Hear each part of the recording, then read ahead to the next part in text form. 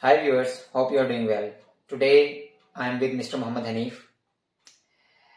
As you know that the 9/11 terrorist attack occurred 20 years back. Many youngsters do not know enough what happened 20 years ago. So let's ask some of the questions in this regard. Mr. Hanif, can you shed light on the 9/11 incident?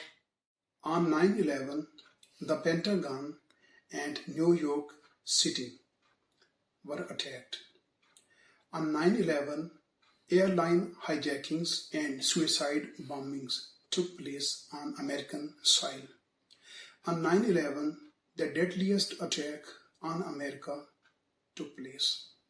On 9/11, 2,750 people were killed in New York City and 184 people at the Pentagon. On 9/11 started a war on terror, which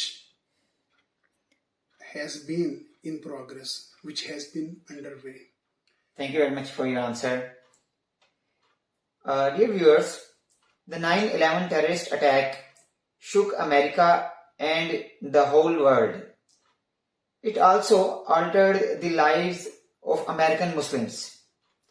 So my question is, Mr. Hanif, how did the lives of American Muslims change as the result of unfortunate incident? After 9/11, the Muslims in America were treated with suspicion. In America after 9/11, racism increased and hate crimes against Muslims multiplied. Many Muslims lost their friends, and school children in American schools who are Muslims, they faced bullying. And Muslims became a target of overly racist comments. Muslim men and women and children, they were ridiculed. Their religion was ridiculed, and they were called terrorists. And Muslim women were ridiculed for wearing a hijab. Because of governmental spying and scrutiny, Muslims looked at each other with distrust. They thought that even their own fellow believer might be a governmental spy and might be spying on him or her. The 9/11 incident was so unfortunate. It multiplied, on the one hand, it multiplied the problems of Americans. On the other hand, it increased the problems of Muslims many times. Thank you very much, sir. And my last question is, what are the lessons from the 9/11 attacks?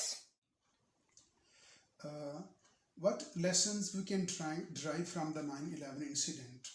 Well, there are two lessons. The first lesson has come from the Guardian newspaper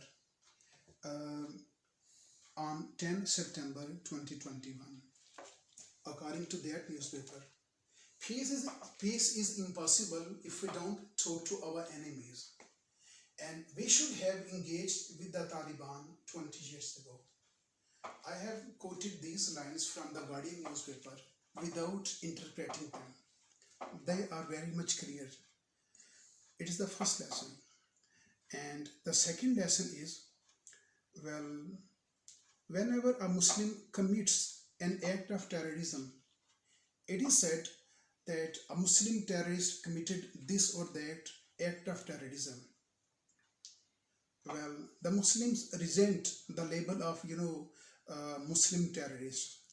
So, what should we do?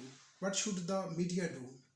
Well, I believe the media should not mention the religion of a terrorist, because whenever a Hindu, a Jew, or a Christian, or an atheist commits an act of terrorism, their religion is not mentioned. So, this should be done with the Muslims as well. Whenever a Muslim is whenever a Muslim commits an act of terrorism, his or her religion should not be mentioned. Because even Muslims don't own that person. The overwhelming majority of Muslims, more than 99% Muslims, they don't own that person. They don't own the terrorist. They disown a terrorist person. So whenever a Muslim commits an act of terrorism, because Muslims don't own them, so the Western world, the media, shouldn't apply the label of Muslim terrorist to that person. So this was my message with regard to the lesson which we have learned, which we should learn from the 9/11, so that peace might reign in the world, and so that Muslims might have a positive attitude towards the Western world.